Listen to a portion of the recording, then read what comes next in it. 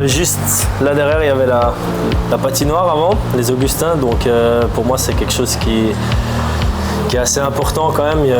Mon papa a joué en Liga, il est monté en Liga avec Fribourg-Gotteron, donc ouais, c'est quelque chose qui me tient pas mal à cœur. Et puis on a aussi une très belle vue depuis là avec la Sarine, la cathédrale aussi, donc c'est quelque chose de très beau pour moi. Effectivement, j'ai eu, comme j'ai dit, mon papa qui est monté en Liga, et puis il y a mon grand frère aussi qui a joué au hockey depuis tout petit, et puis moi j'étais le petit frère, donc j'ai voulu suivre un peu ce que mon frère il faisait, donc c'est pour ça qu'on est venu un peu sur le hockey, mais on avait totalement le choix de faire un autre sport, mais voilà, c'était vraiment la priorité sur le hockey. J'ai fait du judo, mais seulement 2 entraînements, donc après je voulais plus, donc vraiment je voulais faire du hockey depuis tout petit, et puis voilà, c'est toujours été mon rêve, et puis ça s'est réalisé. Comme j'ai dit, je suis né pas loin d'ici, donc pour moi ça a toujours été un peu mon rêve. Après, quand j'ai fini avec Ajoie, je voulais vraiment jouer en Liga, et puis c'est vrai que j'avais 1 ou 2 autres possibilités, mais quand je savais que Fribourg était intéressé, pour moi c'était clair que je voulais jouer pour Fribourg. Non, mais je pense que pas mal de choses ont changé dans ma vie, c'est vrai. Je pense jusqu'à 26, 27 ans, j'étais vraiment que 200% hockey. Je pensais que à ça, à H24. Et puis après, c'est vrai que j'ai perdu mes 2 grands-papas en l'espace de 3 mois. Et puis là, je pense que ça m'a complètement changé.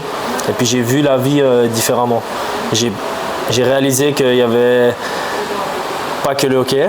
Que le hockey c'était très important, c'était mon métier, alors que je devais être là à 100%, mais qu'il y avait aussi autre chose dans la vie que le hockey. Et puis je pense que c'est aussi à partir de là que j'ai pensé à penser à autre chose que le hockey, justement. Maintenant, ce que j'essaye surtout de faire, c'est quand je pars de la patinoire, vraiment ce qui se passe à la patinoire reste à la patinoire, et puis le reste je peux penser à autre chose. Donc je pense que ça aide énormément déjà au hockey, et puis aussi dans la vie de tous les jours, ça aide beaucoup. Je pense que ça montre que déjà le coaching staff, ils ont une confiance en moi, de me faire jouer avec les 2 étrangers, et puis voilà, pour moi je dois redonner cette confiance au coach, aux autres joueurs aussi, montrer que je mérite cette place-là, parce qu'il faut la mériter. Donc je pense que c'est une pression, c'est sûr.